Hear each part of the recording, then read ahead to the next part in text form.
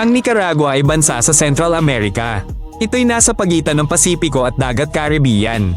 Noong 2018, mahigit 350 ang namatay sa mga protesta. Libo-libo ang nasugatan. Marami rin ang inaresto. Ayon ito sa internasyonal na datos. Pinalawig ng gobyerno ang kapangyarihan ng pulis. Hinigpitan ng kontrol sa kalye at internet. Kaya bihira na mag-usap ng politika ang mga tao maging sa bahay. Noong 2023, daan-daang bilanggong politikal ang pinatapon. Ilang kritiko ay inalisan ng pagkamamamayan at ari-arian. Takot at kawalan ng tiwala ang naging normal sa pang-araw-araw na buhay.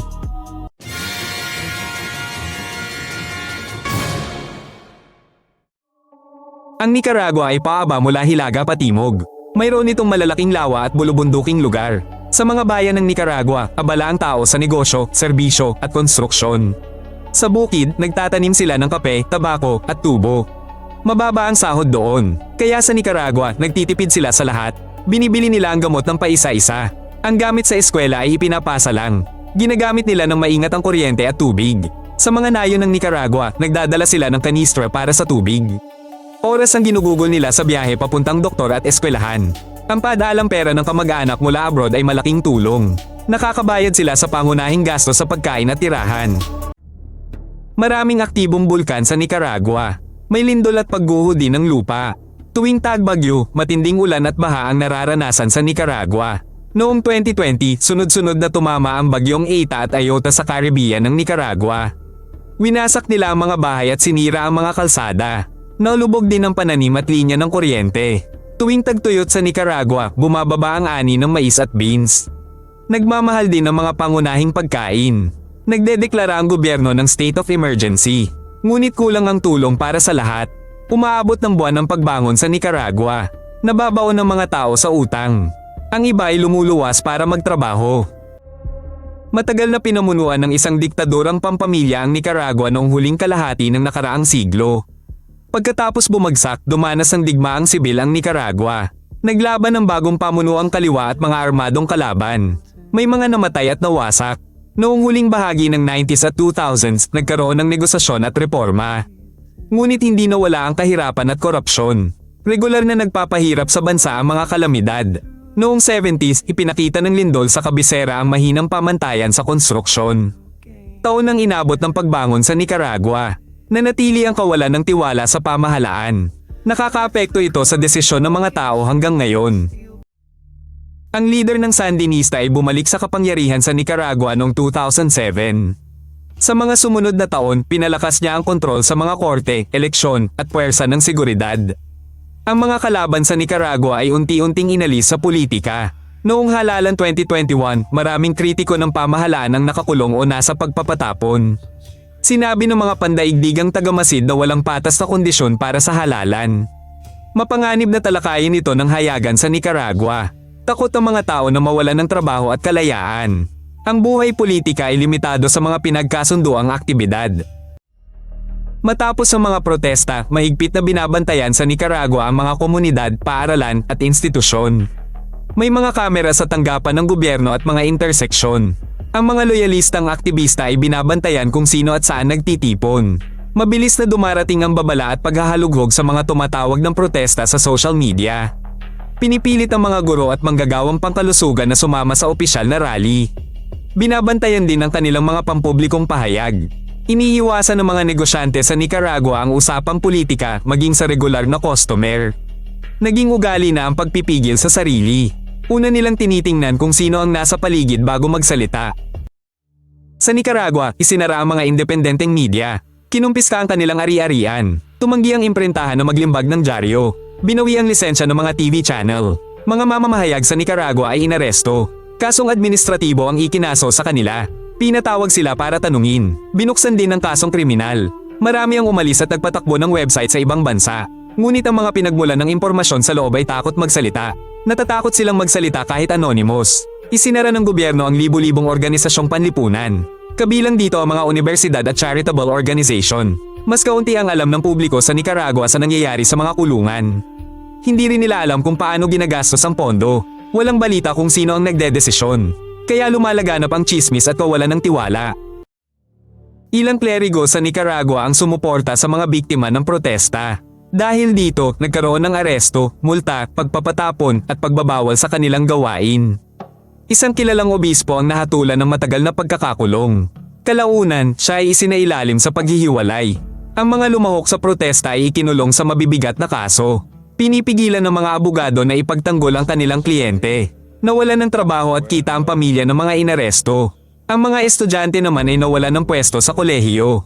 Ang kwento sa kulungan tungkol sa masamang kondisyon at paghihiwalay ay nakumbinsi ang marami. Mataas ang panganib kaya hamina na ang mga protesta sa Nicaragua. May pagpipilian sa supermarket ng Nicaragua, pero mabilis tumaas ang presyo kaysa kita. Kaya, sa palengke bumibili ng pinakapayak ang mga tao. May tubig at kuryente sa mga syudad ng Nicaragua, ngunit ang singil ay mabigat sa budget. Karaniwan ng mga pagkaantala sa kuryente sa probinsya. Gabi, nawawalan ng tao sa mga lugar ng Nicaragua. Kadalasan patay ang ilaw ng poste. Mainit at masikip ang bus sa Nicaragua. Halos walang aircon. Nagbibitiw o umaalis sa mga doktor at guro. Kakaunti ang kapalit. Maraming bantay ang mga ahensya ng gobyerno sa Nicaragua. Sa taxi, trabaho, at pila, iniiwasan ng usapang politika. Ito'y para walang problema. Ang ekonomiya ng Nicaragua ay nakasalalay sa impormal na trabaho, pagtitinda sa kalsada, pagkukumpuni, pagiging delivery rider, at maliliit na serbisyo ng walang kontrata o proteksyon.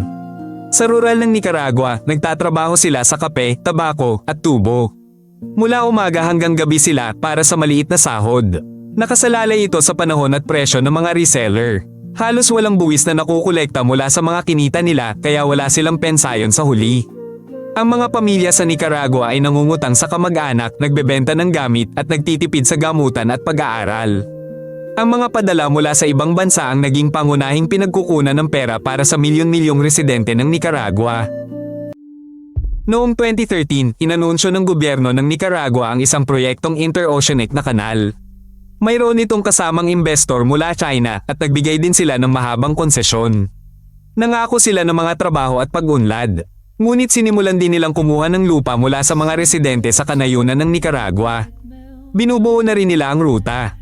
Ang konstruksyon ay hindi nagsimula. Ang kumpanya ay nawala mula sa publikong paningin. Marami ang hindi nakakuha ng sapat na kabayaran. Ngayon, nitong 2024, kinansela na ng Nicaragua ang mismong konsesyon. Para sa mga tao sa Nicaragua, ito ay simbolo ng mga hindi natupad na pangako. Ito rin ay mga hindi malinaw na desisyon. Ang mga ito ay puminsala sa pinakamahihina. Maraming pamilya ang naiwang walang lupa at kita.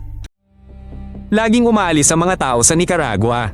Pero nitong huli, dumami ang lumabas. Daang libo ang naghahanap ng proteksyon sa Costa Rica. Marami ang dumadaan sa Mexico patungong US. Ang iba naman ay lumipat sa Spain.